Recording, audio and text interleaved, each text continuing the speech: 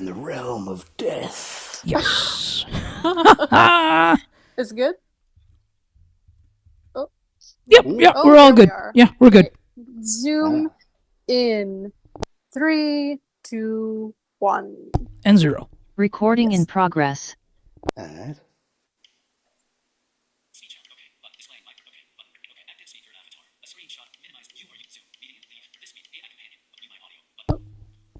Go ahead. Okay. Oh, I didn't know if we're doing the intro or not. Oh, we can for fun. Maybe last time. Let's let people hear it one last time. All right.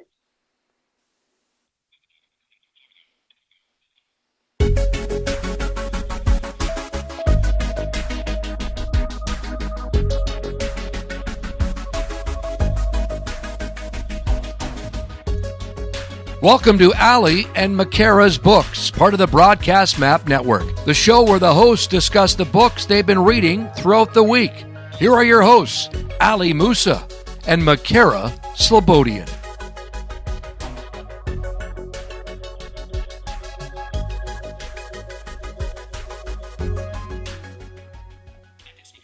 Good afternoon on Friday, December 5th, 2025.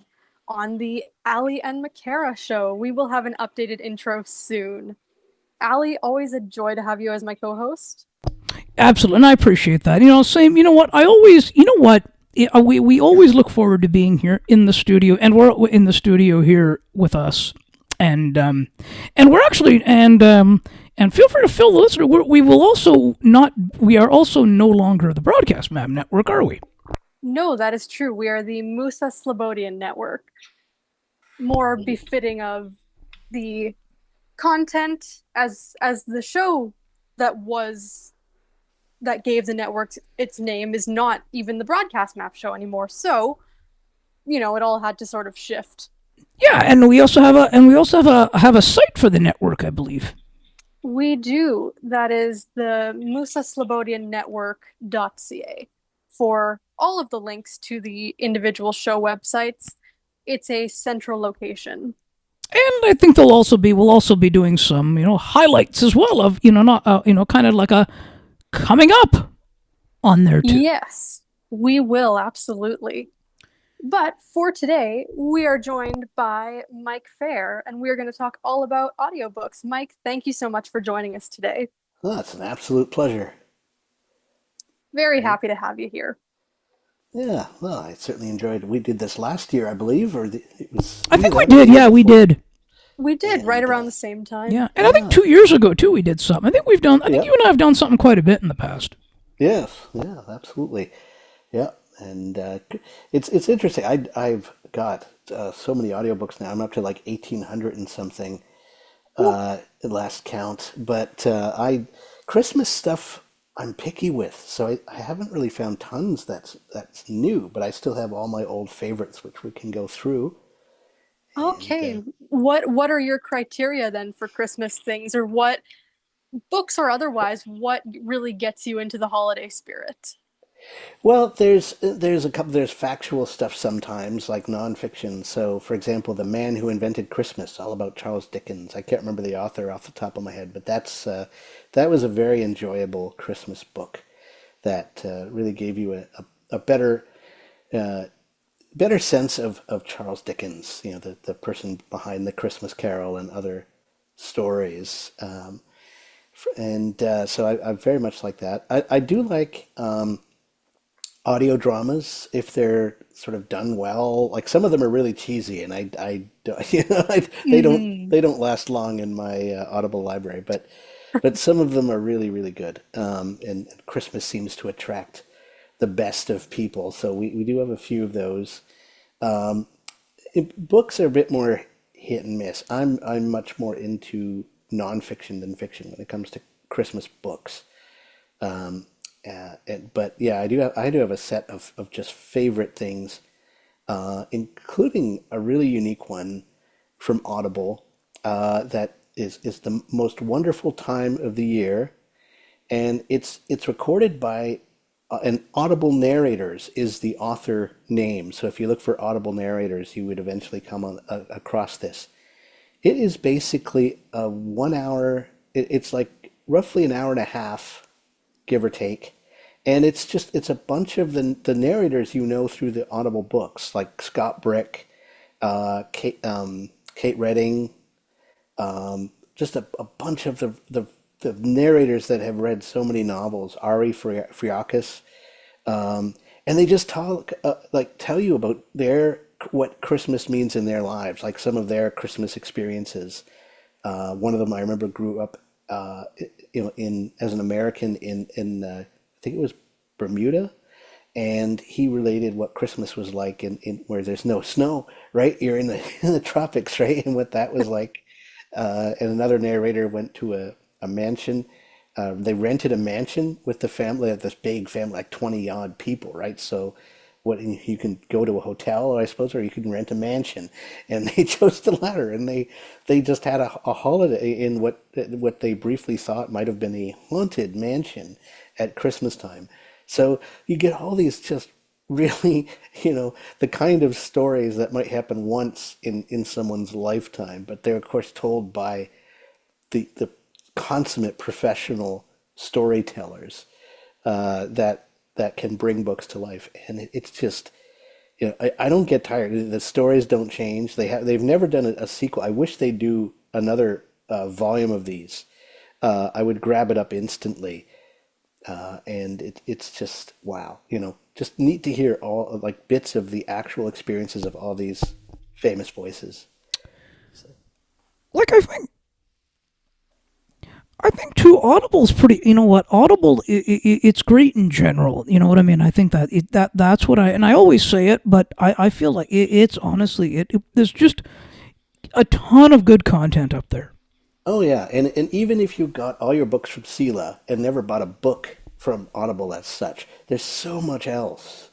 There's audio dramas. There's Audio Plus free books in the Audio Plus catalog, Audible Plus catalog that you can get free for a certain length of time, not permanently, but for now. Like for example, the Downloaded 2, the sequel to Robert J. Sawyer's Downloaded novel, is available as part of the Audible Plus content. And the first one is brilliant. It's basically, it's not Christmas at all. It's sci-fi basically, but well worth checking out. They did a really good job with that. Another one of my more recent happy moments was discovering that Also, the the deals too, the Audible deals. Yes, yes, you can really clean house with those. Instead of spending like a credit that might be, yeah, credits are, in general, think of a credit as like $14. It's if you buy them in bulk, if you buy three at once, then it might be like 13 or 12. But think of a credit when you're thinking about, do I buy this book on sale or not? Right? A credit is basically like $13, give or take. So you want to use those on like longer, more expensive books. Like if you check the price, like as a member, if you're getting credits and you're an Audible member, a subscriber, then you will get like 30% discount, always. Oh yeah, yeah, But then on top of that, you have sales. You have usually there every month a whole bunch of books are put on yeah, sale. yeah. I take advantage actually. Oh, me too. Me Yeah. too. I've more than my bank account thinks I should, but there you are.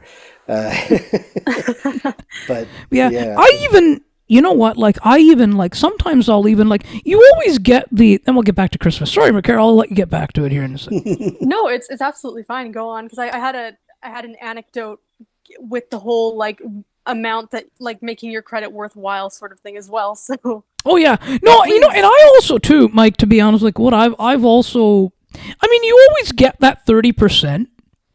yeah, So like I've sometimes even like when I haven't had credits and I wanted I wanted the book, I've just kind of grabbed them. yeah. I've done that when my patience isn't there to Yeah, and you know support what? me. Yeah, like some of the ones, You know, McCara, that you and I like you and I did together. Some of those I just kind of grabbed up.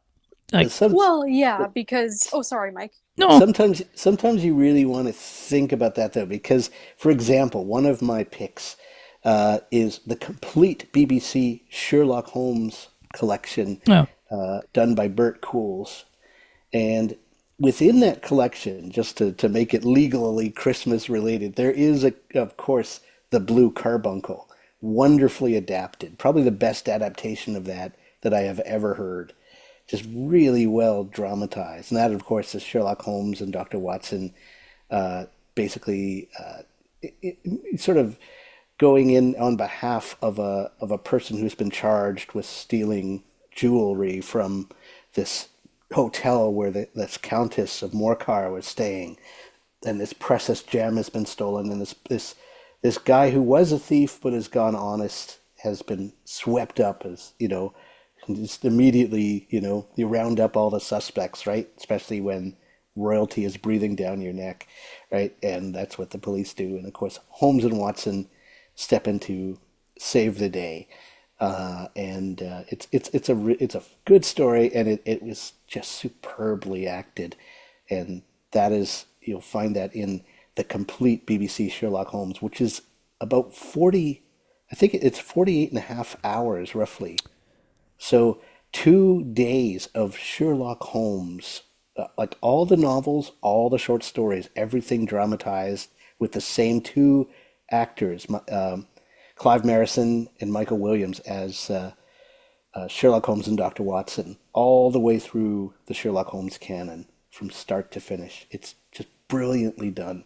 One of the best. And yeah, that's where you want to use a credit, because I wouldn't use it. I wouldn't buy them if it wasn't like, if you know what I mean. Like sometimes I like, you know what I mean. If it wasn't like, I wouldn't buy. I don't buy unless it's like under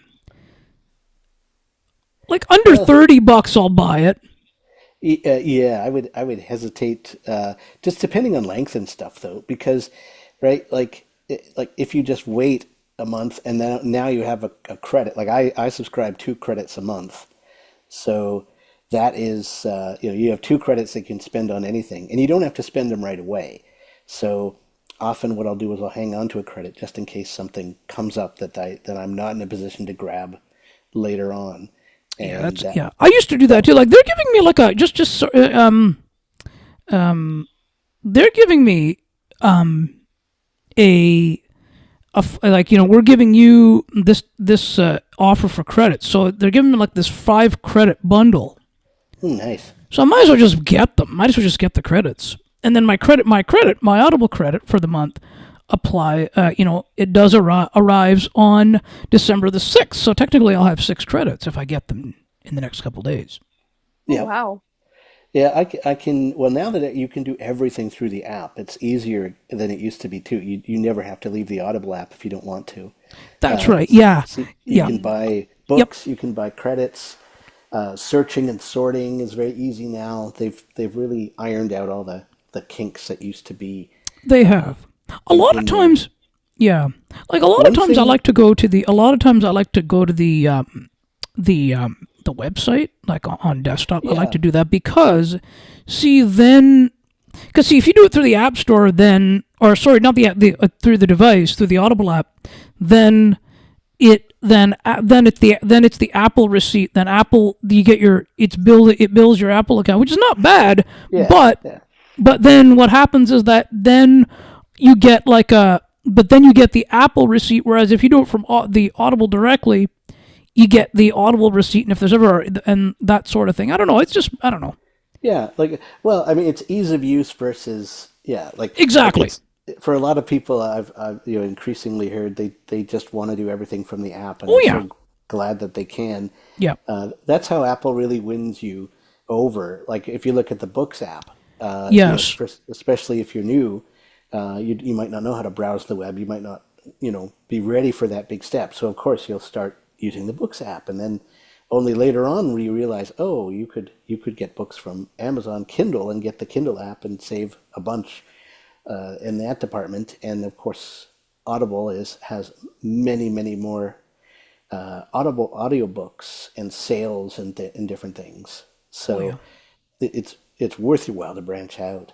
Yeah. One thing, if you're getting dramas or podcasts from Audible, if you want to go, before you download those, go into your profile, the profile tab, or I'm not sure what the computer equivalent, PC equivalent is. No, it is profile in the app. Same. I use the app for listening. So you go to profile, then you go to settings, and you go into data and storage, and you change from standard to high, Yeah, yeah. and that you get so much better sound. If you any audio drama, anything like that, potentially is going to be in really good stereo sound or even spatial audio, and you won't get that if you download just by on the standard format because there's not enough bandwidth. So you want to it will take up more room, but you want to download any kind of audio dramas and shows with the the high method, and then once you're done downloading, switch back to standard so that any books you get, which are just human narrated, get those in standard, right? And that way you'll maximize your storage, and you'll still get the full benefit of the sound. Like if you want an example of that, like Hitchhiker's Guide to the Galaxy, the Audible has all 6 parts of that. Very, very worth those credits. Those are amazing dramas. And you will notice the difference between what you hear if you just download it in standard and what you hear if you download it in high. Very big difference. Yeah. So, yeah. Well, Makara, after we get off the air, you know what I'm going to do? I'm going to read today. You know what? It's been kind of nuts doing all this website stuff. So I think it's time to just take some time to read. I think. Oh, certainly, yes. And Yeah. I'm going to assume that you switched that from standard to high before you've downloaded the title in question. Depending on what it is. Yep. But if you're wanting it in high, I mean. Yeah, like especially things like, for example, the Inspector McCleavey dramas. They're basically in Edwardian England, in Scotland, right? So you get the Scottish thief taker, Inspector McCleavey. So you better be able to handle Scottish accents. They're very throughout the production, but boy, is it really well done, right? This inspector going through Edinburgh, capturing thieves and wanting coffee and not being able to sleep and tormented. It's wonderful stuff. And they do have at least a couple, I think they have a couple of Christmas episodes. I tend not to hear those every year, but every once in a while I'll think of them and I'll get at them. But yeah, I guess the next pick that I have is one of the ones from Big Finish. They do different dramas, and one series they have is Dorian Gray. So it's a series that basically Dorian Gray is the guy who basically every sin he commits, every dastardly thing he does, his body remains beautiful and young and healthy, but there's a painting. He's made a bargain with the devil or someone who works for the devil or something, and every bad thing goes on to this painting. And aging, all the ways you wear down naturally don't happen to Dorian Gray. So he's just continually young, at the peak of his power and everything, and just going through. And basically, the book, the drama basically posits that Dorian Gray was real, right? And he's living like so. The book was back in the 1800s, and this is now like the 21st century, right? So, and he's still alive. So basically, what is life like in the modern day for Dorian Gray, right? Fascinating stuff. So they have this one, Ghosts of Christmas Past, and it's basically Dorian Gray and Sherlock Holmes meet because this person that they both know has died. So they're both in London for the funeral, and Dorian is suddenly finds himself hurting and in pain, which is unusual for him. And he's threatened that if he doesn't kill Sherlock Holmes before midnight on Christmas Eve, Christmas Day, then they'll destroy his painting, which would kill Dorian Gray. Like it would bring, if the painting ever gets destroyed, all of the stuff that's in the painting will instantly just land on Dorian and basically kill him, right? Because it's been held off for hundreds of years, right? So he, of course, now has to either Sherlock has to help him solve the case and figure out who's got his painting and help him recover it, or he has to kill Sherlock Holmes. And then what happens if you're caught and arrested for murder? The sentence is going to be death. But if you can't die, what happens then, right? So that is the predicament they find themselves in. Just a really neatly done. It's about an hour and I think it's an hour and a half, maybe a little less. Really well done little drama. It's about $4.15 Canadian. I just checked today. I have it from Big Finish. So I have it direct with the bigfinish.com site. And they don't have all of Dorian Gray, the series, The Confessions of Dorian Gray. You can't get all of it on Audible. So if you're interested in the character and want to hear the whole series, go to bigfinish.com and sign up for that. Get their app, the Big Finish app. And you'll have to use the website, I believe, to make the purchases. But once you buy the audio dramas, the digital downloads, you can then use the app to download them and listen, and they are fantastic. Big Finish does all kinds of stuff. Doctor Who, Torchwood, Sherlock Holmes. They have a wonderful Treasure Island. There's a lot to like at Big Finish. So it's good that you can sort of sample them on Audible, see what you think. Ghost of Christmas Past is a really good sort of sampling of what they can do. And you can go to bigfinish.com and get that. And actually, I may as well talk about Box of Delights, which is only available at Big Finish. I don't think you can find this on Audible. And this is a dramatization of the book by Masefield. I can't remember the guy's full name, but it's a classic British Christmas time adventure that, like a lot of good Christmas stuff, has actually very little to do with the holiday, right? It's all about adventure. It's this boy going home for Christmas, falling asleep on the train, finding out that he's wrapped up in this weird magical mystery that's taking place in his own town, and him and his friends, who are also 8, 10-year-old kids, like, right, they have to go on this big adventure to try and to save the town from this evil group of bandits that are after. It's all about capturing magic, and they're willing to destroy Christmas to get what they want. And of course, we can't have that, right? So you have a very interesting coming of age story that I've really cherished ever since I've gotten that. It's a box set. It's about 5 hours plus extras. Big Finish, when you get something from Big Finish, they throw in extras. You get making of interviews with the cast and people involved, and you learn sort of behind the scenes of how these things were made and what people were thinking and how they were adapted. So it can be just as fascinating sometimes as what they've made. And it's neat that they put that in. I've always enjoyed that. The other thing from there that I'll throw in before we leave Big Finish is a new thing they just released over the past 8 weeks or so called Sherlock Holmes Untold. And it's a serial. They released one episode a week since like the early October until like end of November. And basically it's all out now. It's now it's just a box set that you can get, and it's basically it's like short Sherlock Holmes stories, half an hour episodes, and there are like 8 of them, right? So 8 weeks, and that's basically 4 1-hour Sherlock Holmes stories in total, and they kind of go through, and what they've done is they had people from the Sherlock Holmes Society, basically a whole group of people from that society, kind of talk and give their thoughts on as the stories went. Like they'd have a Big Finish podcast, and you'd get to hear these people debate like what's going to happen next. It was a neat experience to go through as the stories came out. You could hear what the Sherlock Holmes Society people thought of each piece, and all of that is included in the box set. So you get not only the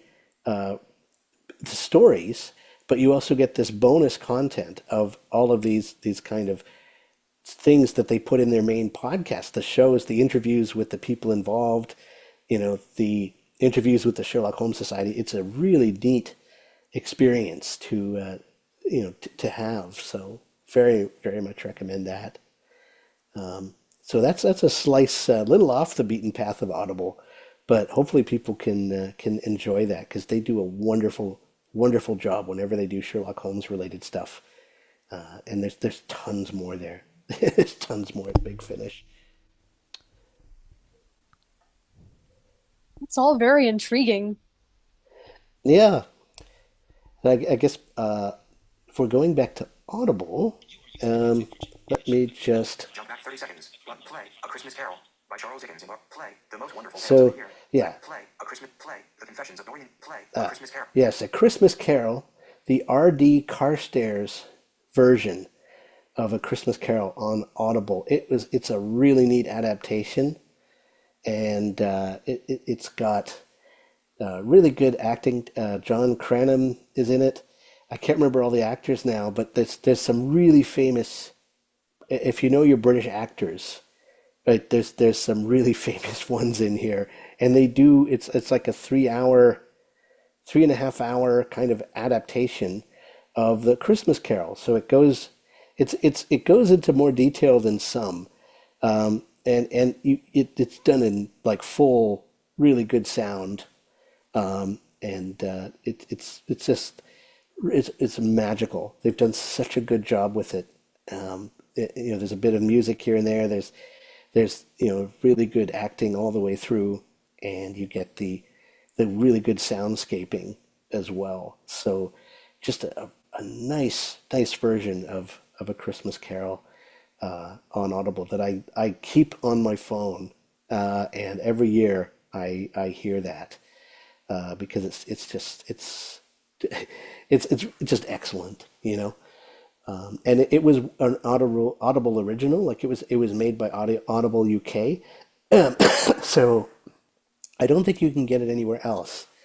That's true. A lot of this stuff is Audible makes a lot of its own content, and this is a really good example of something that it was sort of initially. Sometimes what they'll do is they'll offer it as part of the Audible Plus catalog, and for the first while, everyone can just grab it and hear it for free, and then later on, it's out of the catalog. It rotates out of the catalog, and then you would, if you want to hear it again, you might have to pay, like buy it for its price or buy it for a credit later on.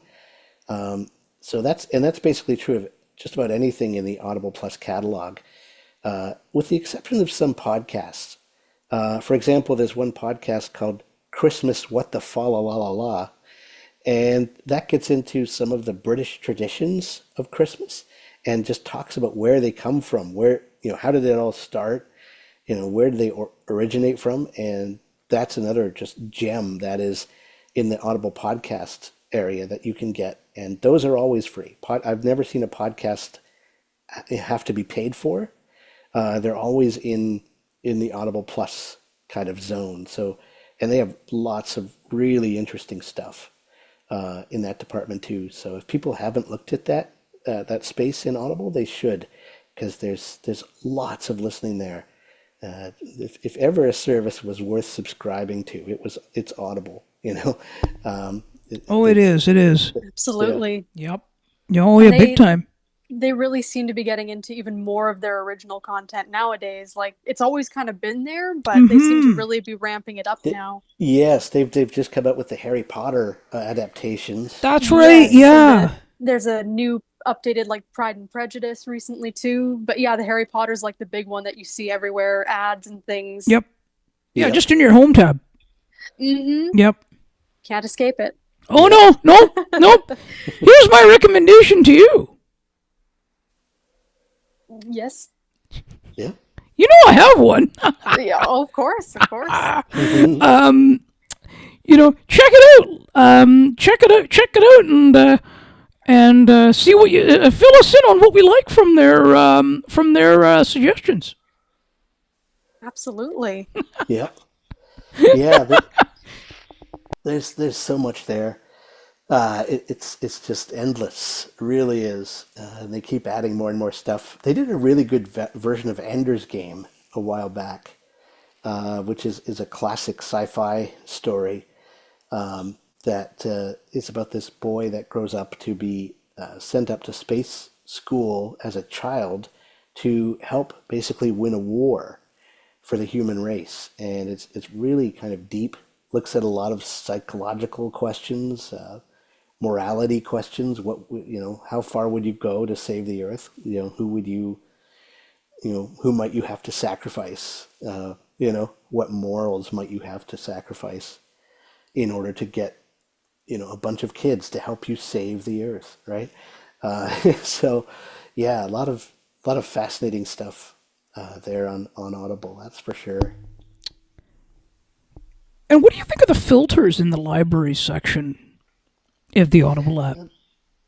They can be useful. For example, you can in the sorting. If you're going to sort in the Audible app, you can flick down when you're on top of the filter, kind of the button, and you can get at sort by, and you can choose like recent, so you can sort from in the app, and then you can also filter, and you can filter out. For example, language is one I always make sure is checked with English, because you could get like a lot of what I look up will be available in more than one language, and I only understand English, so right. So you can filter that. You double tap to expand a filter if it's collapsed, and then you flick to the right to go across what you've expanded, and double tap on what you want to filter, right? So it's checked, and then you can go back and collapse that, like the language branch of the tree, right? And then you can go to, it's like, and abridged and unabridged is another one. I don't want abridged stuff. I want to make sure I avoid that, right? So I always check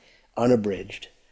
And then if you want, you can filter by like duration and type of like show or book kind of thing. There's a bunch of these, and then you flick to the all the way in, and there's like a show, and it'll show you like how many results fit your criterion. You double tap that, and then that content will pop up, and you can go through and see those results and avoid some of the the ones that you're not going to use, like the ones in languages you can't understand and things like that, right? Yeah. So it's helpful. Like they've really, as long as you take the time to explore, because it's not always as intuitive, and then you find what you want to alter, and if there's listen for if it says pop up or if it says anything like that after, like the hints can be useful if you're not used to this app, because there are places like that where it's not obvious that you should flick down by the rotor and access some of the different like sort by methods or the different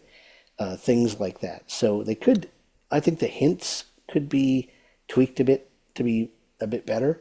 Yeah. But of course, we're dealing with something that's laid out for sighted people. Audible is not for blind people. Audible is for sighted people who like audio. So it's set up for that, and that's just something you always have to think about when you're going through the app. I mean, they've done a good job. Yeah, it's all accessible. It's all doable. I think they've done a really good job, actually, and for the most part, I have very few quibbles with Audible at all. But for some people, they're not going to want to pay a subscription. They're not going to, it doesn't suit everybody, unfortunately. Yep. And so that's they'll miss out on a lot of this stuff. Like some of the books and things like that, you can get on Sela. Like they will make their way over to Sela. But I think that's less likely with the dramas and podcasts and shows like the Sandman series. That's it's up to 3 parts. I hope we eventually get more, but unfortunately, Neil Gaiman is up against some really serious charges right now. Yeah, I'm not sure they'll make more of those. Yeah, in that case. And I'm kind of hoping that somehow, because they basically completed the next part, and it's like it's just sitting there unavailable because of what's happened. So I hope we eventually get it. It's a wonderful series. It does make you think, once you know kind of what he's been accused of, you kind of view his work through that lens. But it's it's still excellent work, and it's I think still worth exploring. Certainly, I haven't heard any audio drama that is anywhere near as well put together as what they did with the Sandman series. that he did. Amazing work. They are extraordinary quality wise, and I do agree with your point. Like there are points in there where you go, oh yes, that is what Yes. that leads into that. But yes, Hmm. the voice acting and the sound effects and everything about them is Yeah. Yep. It's just a truly amazing set of stuff, and I See, do hope they get to continue it. But yeah, I guess we'll see going forward. I think the other side of it is too, like you mentioned about books. While some of them are on Sela, but see, I think for me, I like to kind of stay in the Audible app if I'm able to stay in there. Yeah, I'm kind of the same way. Yeah. I have books in the Kindle app, the Voice Dream Reader app, Oh, because I buy a lot of. I still love the Voice Stream Reader app. Yeah, same here. But people have wanted me to get into, say, Libro FM, some of the other Audible like choices, and I've kind of resisted that because I don't want to, have a zillion book apps and have to remember which service I got what Exactly, yeah. on. So I tend not to stray too far outside that. So because I've so invested in those things like Audible, like you hear about the different things it does that are not as advantageous to authors, and I sympathize, but it's the big massive black hole that anything Audible audio content gets sucked into. All the old audio dramas that you can't find anywhere else are likely to end up on Audible. So that's just a reality. So, and for us, of course, it's a bigger slice of our entertainment pie. Audio stuff is more important. I can see how sighted people might feel that they can just walk away from this or that thing, but it can be kind of different if you're, if a service has been part of your life for as long as Audible has been a part of mine, like since 2009 at the late. I might even go back a bit further than 2009. See, I think, yeah, and you know what? Even for me, right? I'm a complete audio guy. Whereas, I have to be honest. I'm not much of a YouTube guy, to be honest. It's got some good stuff up there. Yeah, look, I don't use audio, like you can find audiobooks on YouTube a lot of the time. yeah. And it's interesting because sometimes what you find are, especially if a book is unavailable in print, like Stephen King's Rage, that's one that he pulled himself. It's about a high school shooter, basically, and he did this back in the early like 80s, I think, maybe 70s even, like really early on. And it got to a point where he just pulled it because he didn't want to be responsible if anyone was encouraged to do something like that. Because he wrote it from the point of view of the character who basically took a class hostage and shot a couple of people. And so that book I found on YouTube, and it was the version that was recorded by Bob Askey, a very familiar narrator to people who have used accessible libraries in the States and here. That he recorded a version of it, and that's what's up on YouTube now. So you can sometimes find pretty interesting things if you go browsing on YouTube, but you can't really own it and capture it. Like I do like owning my books. I went through so much of my life not being able to reasonably get them accessible, and now I feel compelled to. Like if I really want something, and I know I'm going to read it more than once, I will try and buy it, either on Kindle or Audible, or through like storybundle.com. I'm still waiting for their holiday bundle this year. They do some wonderful Christmas holiday bundles of short stories. Yeah. I think it's all about, too, where one wants to kind of spend their time browsing. If they, some people really like YouTube, and if they want to scroll it, that's fine. Yeah, and same with websites versus apps, right? I mean, you have For example, I buy all my Kindle books on the Amazon.ca website, and I find that I have no complaints. It works for me. I can scroll around pretty easily, get at what I want. But having the Audible app, it can be easier, especially if you're not comfortable with the rotor as much. If you're still getting used to using voiceover gestures and things, the Audible app is a good one to sort of practice on and get. If you can conquer that, it stretches you enough that you'll learn new things that will help you with other apps.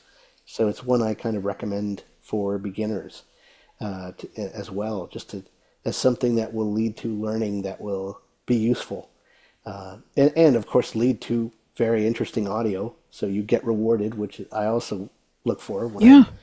I'm coming up with these things, because it is, so much of our lives we're introduced to things and we don't. They're like, here, you get this wonderful computer, and what can you do with it? Well, it can help you do Excel spreadsheets. It can help you work. And it's like, yeah, as a kid, like I just, ugh, but hey, here's a disc of like 10 accessible games, and cool, right? And then Yeah. then you spend a weekend playing the games, and you come back and you can type much faster than you could on Friday. And Yeah, that's the thing. Yeah.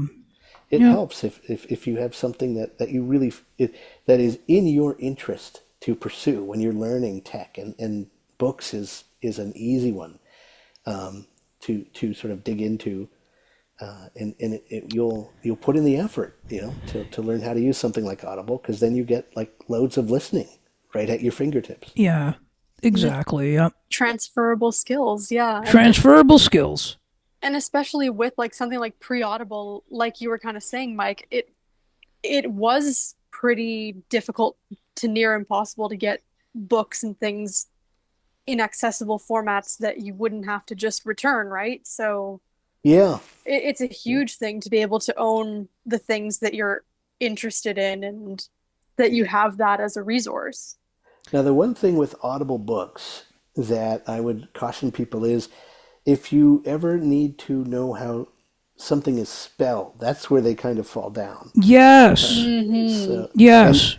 if you look in the details about the book, in the description field, you can get like some of the main characters will be mentioned and things like that, and you can look for that. But you might have to go to, searches with Safari, or searches with, something web-based, a smart speaker, Siri, or things like that, Oh no. right? To ask, right? Like how is this spelt? Just to find out, right? Because that's like Dorian Gray. I don't encounter Dorian as a very common name, and for the longest time I thought it was O-N and not A-N, right? So that's easy mistake to make. And yeah, I had to stumble on that eventually, and go, oh, it's actually A-N. That explains why when I searched for Dorian, it didn't find what I wanted. Yeah. Yeah. So, No, I agree there.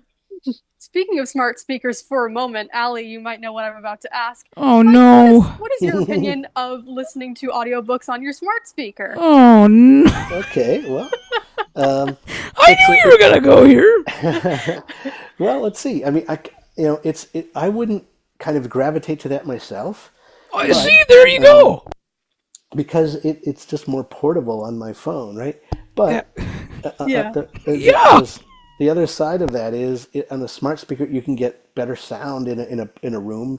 If you don't want to tie up your phone, sending it from your phone to the speaker, then if you just use the I guess that would be the Echo Dot, to do some of that, you can you can get a good sound, and for some people it will be easier. Like if you're dealing with someone who really struggles with a touchscreen, I'm thinking maybe a very new user, or a senior who really can't get all this digital stuff, and someone has to sort of set up stuff to make it as easy as possible for them to deal with, right?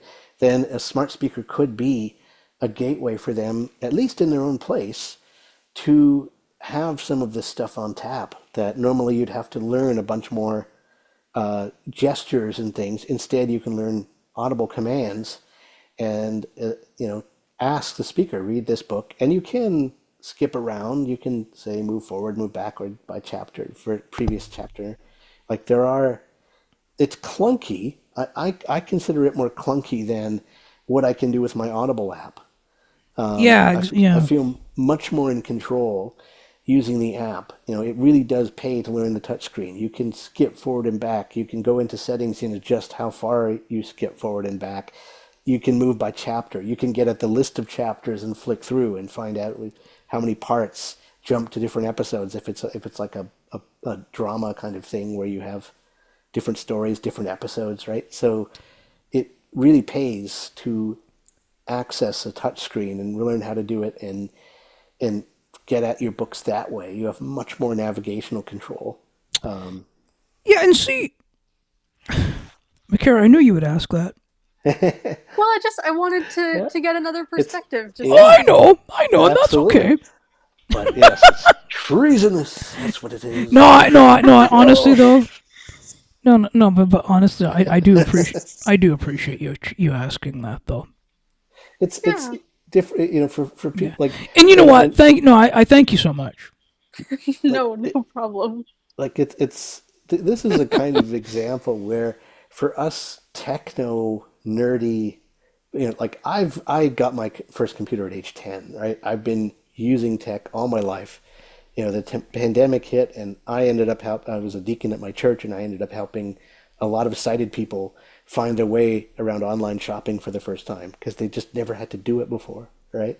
Hmm. So it can be, we get, it's almost so second nature to us that we can forget how hard a struggle this can be for some people and forget that what seems like obviously worthwhile to us doesn't to them. It's a different mindset, right? It's a whole Yes.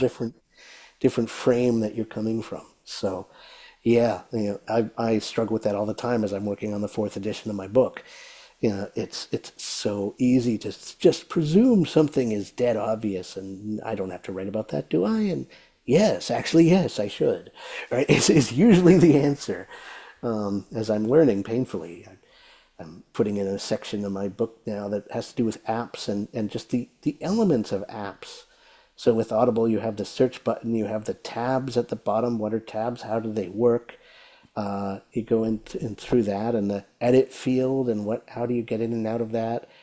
And I have a whole section that goes through elements like that.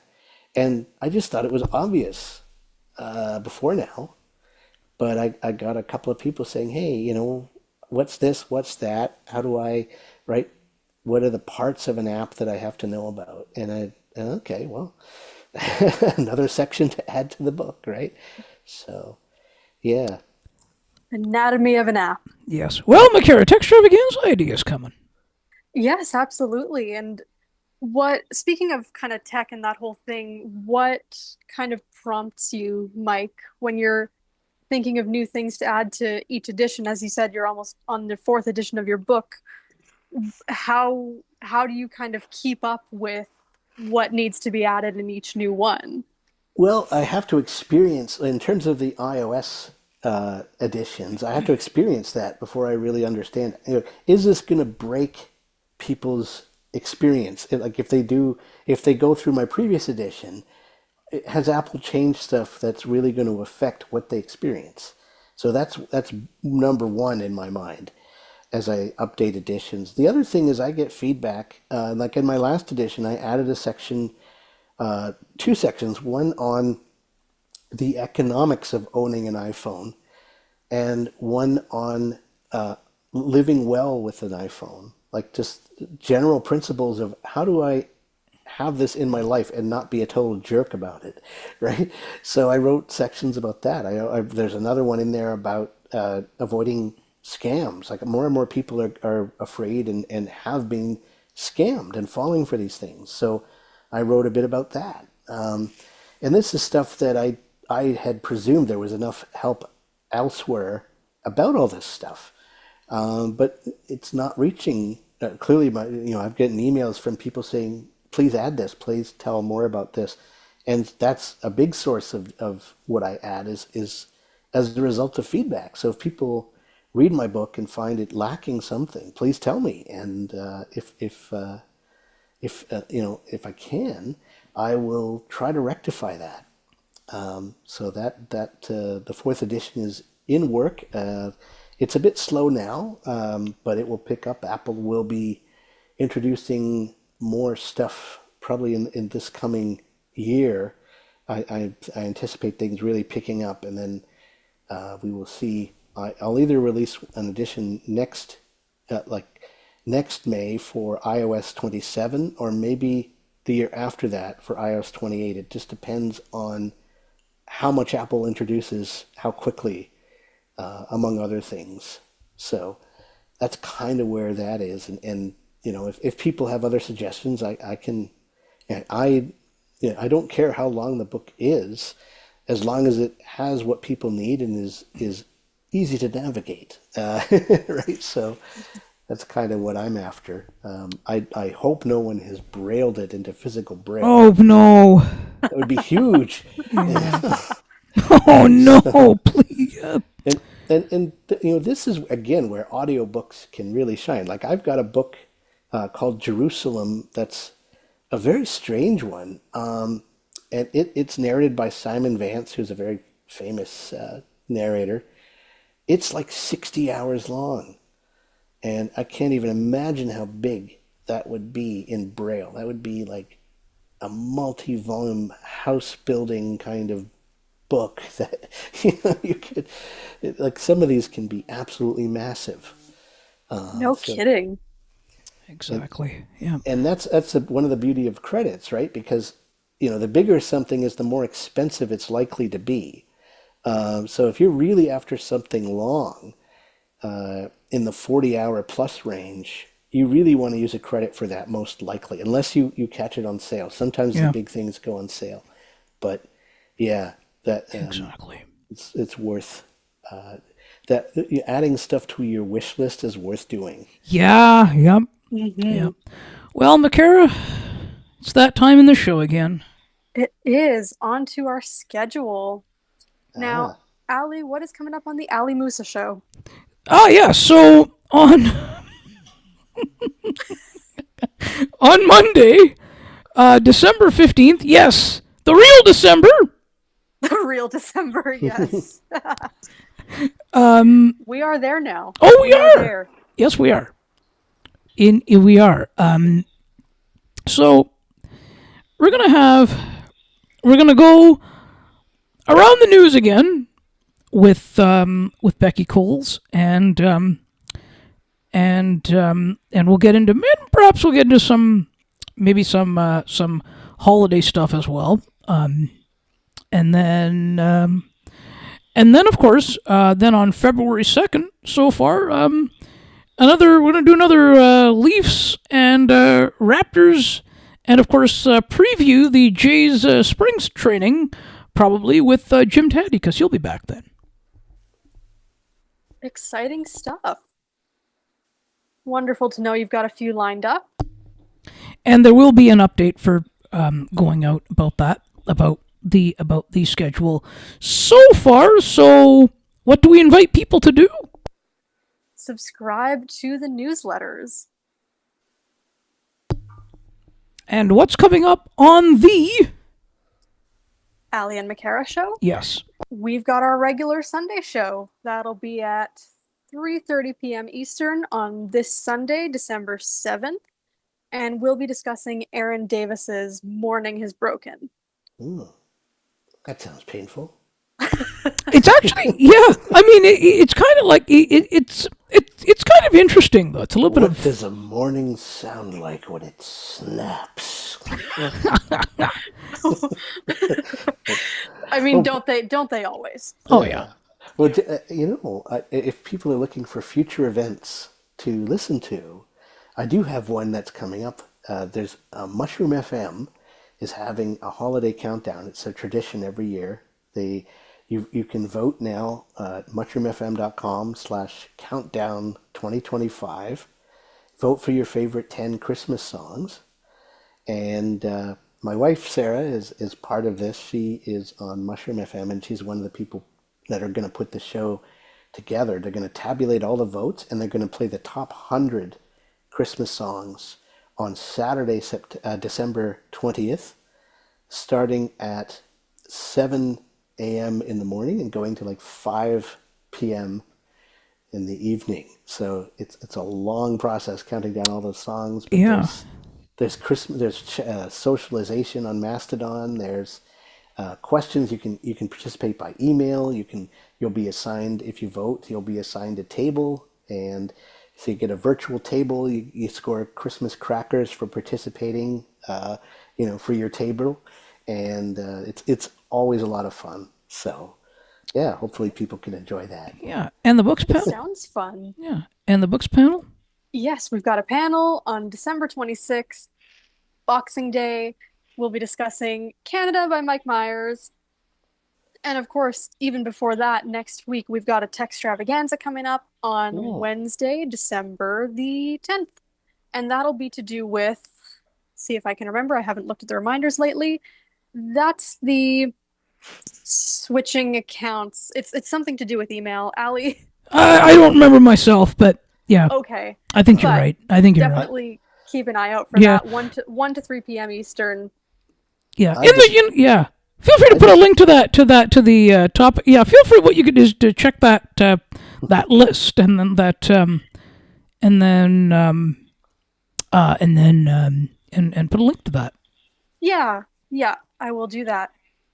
Mike, sorry, you were going to add something? Go ahead, Mike. I just remembered one bonus book that I can tell you guys about. Go ahead. Please. It's on Audible. There are two of these. They're Sherlock Holmes Advent books.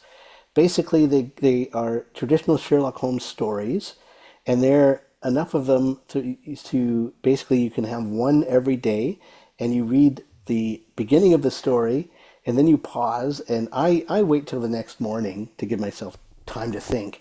But you just basically pause, like they have a break in them where they ask a question. How does Sherlock Holmes know this? Why is this guy the murderer? Or whatever and then you try to figure out how Sherlock Holmes came to this conclusion. And then you can hear the conclusion of the story, after you've paused and thought.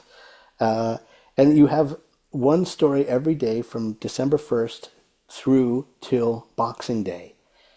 So it's a really interesting addition to Advent, rather than a chocolate in all these little drawers in the calendar. You have a Sherlock Holmes story every day, and it's narrated on Audible. So, right? You got goodness, Holmes. How did you figure that out? What a novel thing. Yeah. Yeah, exactly. So, there's another book, and it's available on Kindle. And it's a similar kind of book. It's just been released this year. It's called Holiday Whodunits. And both these books, Sherlock Holmes Crimes for Christmas and Holiday Whodunits, are written by Derek Bellinger. So DerikBellanger. So very, very much worth pursuing that, and I'm not great at it. I have yet to solve even one of these. I've started right at the beginning of the month, but it's fun to try, and they're interesting stories, and they're fair. I can't say I've been cheated on at all. I've just generally not thought of completely fair solutions to these problems, and I hope I get better towards the end of the month at this detection business. There we go. And McCara, where are people able to find us? They can find us on the website, can't they? That is the best place. That is the place that has undergone the first of the renaming changes. The AllieAnnMcCara.ca. Please subscribe to the newsletters. That is what goes up first. You have all your relevant links, social links, show links, all such.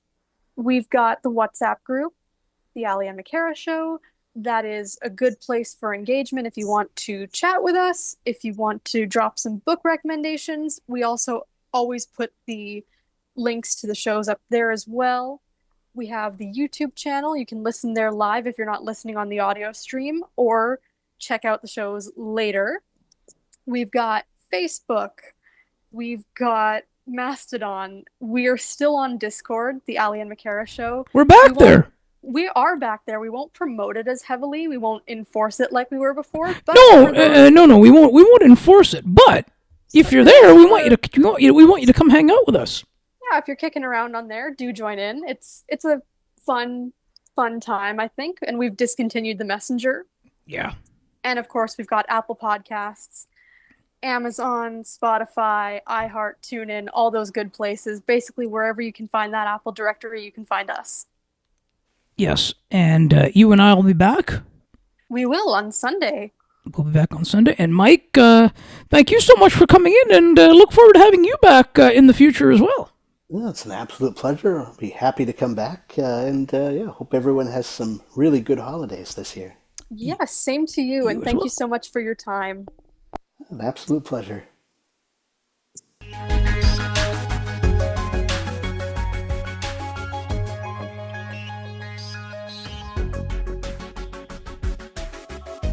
Thank you so much for listening and or watching Ali and McKara's Books. To learn more about the show, please visit aliandmccarasbooks.ca. While you're there, subscribe to the newsletter so you never miss an update. Besides, it's free. Enter your email address and hit subscribe. Ali and McKara's Books is part of the Broadcast Map Network, where good conversations happen.